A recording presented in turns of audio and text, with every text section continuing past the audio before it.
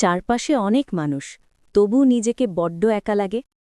এই একাকিত্বই হতে পারে আপনার সফলতার চাবিকাঠি। Loneliness is a gift, not a curse. আপনি কি ভিড়ের মাঝে দাঁড়িয়েও নিজেকে একা অনুভব করেন? বন্ধুদের আড্ডা, আত্মীয়দের কোলাহল, সবকিছুর মাঝে থেকেও মনে হয় কেউ আমাকে বুঝল না। যদি এমনটা হয়, তবে মন খারাপ করবেন না। অভিনন্দন আপনাকে, কারণ আপনি সাধারণের ভিড় থেকে আলাদা হতে শুরু করেছেন। মনে রাখবেন, ভেড়া সবসময় পালের মধ্যে থাকে, কিন্তু সিংহ একা চলে। সৃষ্টিকর্তা হয়তো আপনাকে একা করে দিয়েছেন, যাতে আপনি ভিড়ের কোলাহল থেকে দূরে সরে নিজের জীবনের আসল উদ্দেশ্য খুঁজে পান।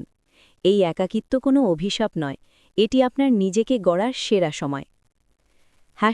#Motivational quotes Bangla.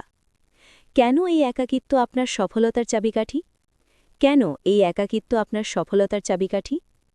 নিজেকে চেনার সুযোগ, সেলফ ডিসকভারি।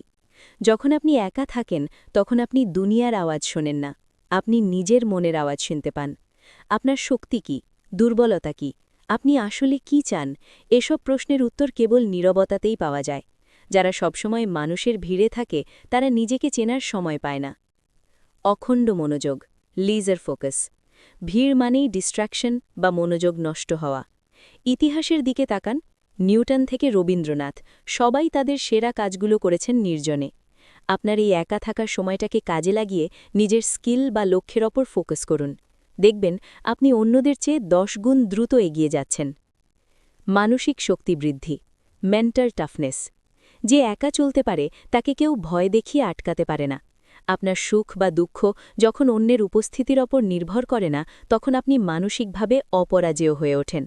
একাকিত্ব আপনাকে স্বাবলম্বী হতে শেখায়। শেষ কথা, তাই নিজেকে একা লাগলে ভয় পাবেন না, ডিপ্রেশনে ভুগবেন না। এই সময়টাকে উপভোগ করুন। নিজেকে গড়ে তুলুন এমনভাবে যেন আজ যারা আপনাকে এড়িয়ে যাচ্ছে, কাল তারাই আপনার অ্যাপয়েন্টমেন্টের জন্য লাইনে দাঁড়ায়। নিজেকে বলুন, আমি একা নই, আমি আমার লক্ষ্যের সাথে আছি। একাকিত্বকে শক্তিতে পরিণত করতে কে কে রাজি? কমেন্টে লিখুন, আই অ্যাম স্ট্রং।